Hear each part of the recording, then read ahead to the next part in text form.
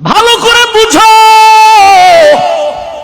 এই জমিনে যারা ইসলামের স্লোগান দেয়, গালের মধ্যে মদিনার নমুনা নাই, ইসলামের জিকির করে মাথায় ইসলামের নমুনা নাই, বডির মধ্যে ইসলামের নমুনা নাই, তাহলে এদেরকে জিজ্ঞাসা করো তোমরা ইসলামের জিকির কেন করো?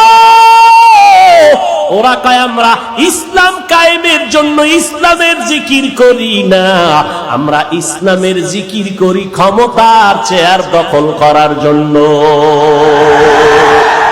ঠিক কিনা বলো? এইরকম একটা দল আসেনি? জোরে বলেন।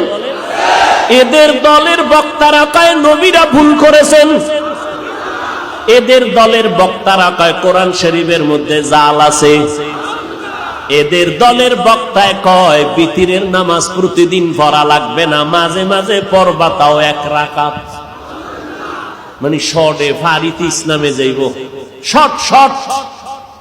বুঝেন নাই? আল্লাহ হেদায়াত দান করুন। আর এক বক্তায় কয় কাজা নামাজ লাগবে না, আর এক বক্তায় কয় নফল ইবাদতের দরকার নাই। একটু জিজ্ঞাসা করেন হযরত, আপনাকে জিজ্ঞাসা করি, আপনি যে ইবাদত লাগবে না, নফল লাগবে না, কাজা নামাজ লাগবে না, এই কথা যে বললেন, বলেন সাহাবায়ে কেরামদের থেকে আপনার ইলম বেশি? বলবে না। আবু বকর, ওমর, ওসমান সহ 10 জন সাহাবা জান্নাতের টিকিট পাইলেন। এদের ইলম, আমল, তাকওয়া এর বিনিময় কারো নাই, বর্তমানে দুনিয়াতে কারো হবে না। এত ইলমওয়ালা তাকওয়াওয়ালা হইয়া আবু বকর সারা রাত্র নামাজ পড়লেন কেন?